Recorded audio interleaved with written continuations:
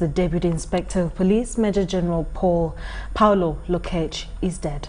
Now, the Inspector General of Police, Martin Ochola, and police Twitter handle confirmed the death, saying that Major General Paul Lokech passed on this morning at his home.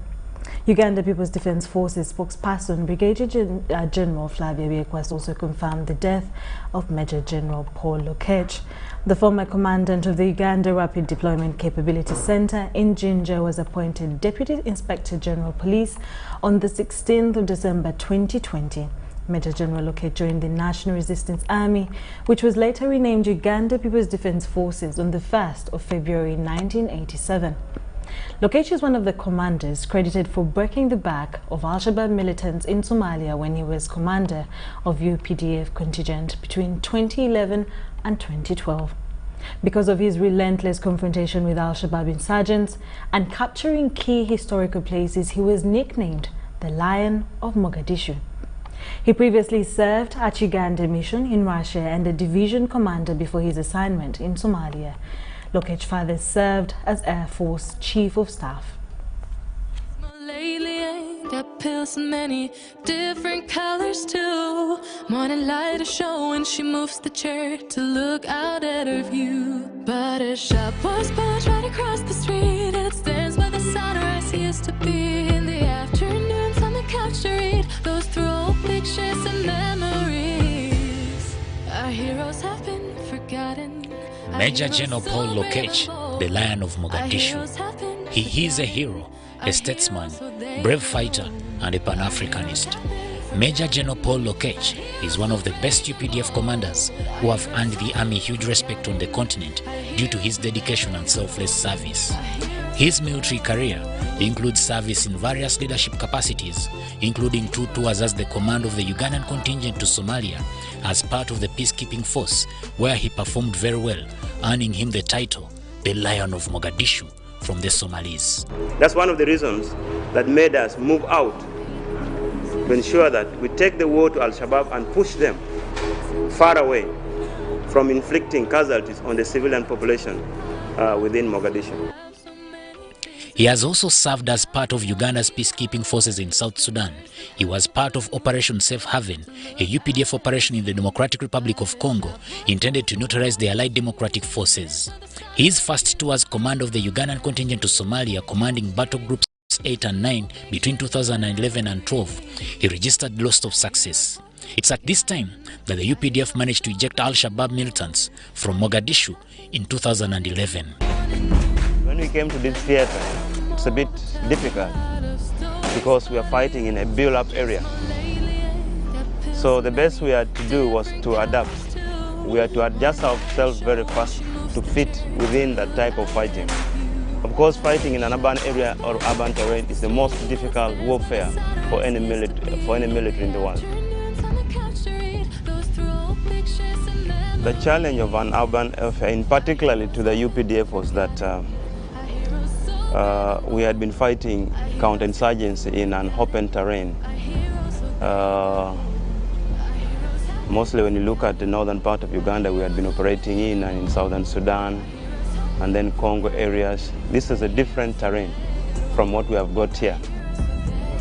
Here, when you have not controlled the corridors and the tall buildings, that's where the problem is. But once you have already controlled the corridors, you have already constructed the escort barriers, and you have entered the tall buildings, then you take the day. In the build-up areas, we find that the enemy, Al-Shabaab, and with their foreign allies, because Al-Shabaab is being backed by foreign fighters. And then you find they have dug tunnels. They are fighting along tunnels. And these are new concepts we did not know. They had bunkers within the build-up areas. They have dug tank ditches so that in case our armored vehicles are moving by, they could always fall into those tank ditches and they target it. But all the same, we had to move hard to ensure that we overcome those challenges, and we did.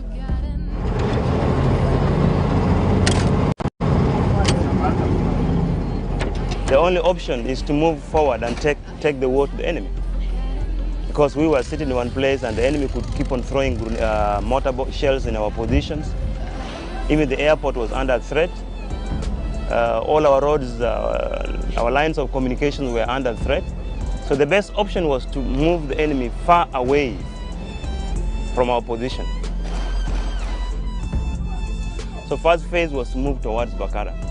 Not to capture Bakara, but move towards Bakara. And we achieved that around the 28th of May. We achieved that, and that is Wana Road. Second phase was to get Bondere. And when we got Bondere, it gave us now, it expanded, it created, it gave us now room to move on the enemy from a lot of prongs. He also commanded the UPDF in September 2011 to expel the Al-Shabaab militants from Bakara Market. The economic hub that Al-Shabaab had been using to raise funds or revenue to support its operation, and that was Bakara.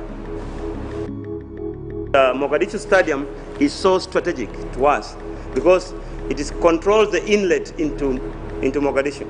So when you are sitting on Mogadishu Stadium, you control the bigger inlet into Mogadishu from Denley.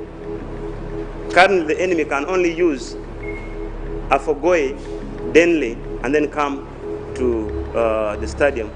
Via the stadium, they could go to Bakara. So when we closed the stadium, that means Bakara became irrelevant to them. They could not defend Bakara anymore when we captured here. I just hope their stories will still be told. He was briefly sent to Moscow as a military attaché to the Ugandan embassy. He returned to Uganda and sent to the 2nd Division in Western Uganda to replace Lieutenant General Peter Elweru, who had been promoted to Land Forces Commander. In November 2019, he was appointed for a special assignment to monitor on behalf of the guarantors of the South Sudan peace process, the assembling, screening, and demobilization of the armed forces in South Sudan. Forgotten, our heroes so brave and bold. Our heroes have been forgotten. Our heroes so they got old.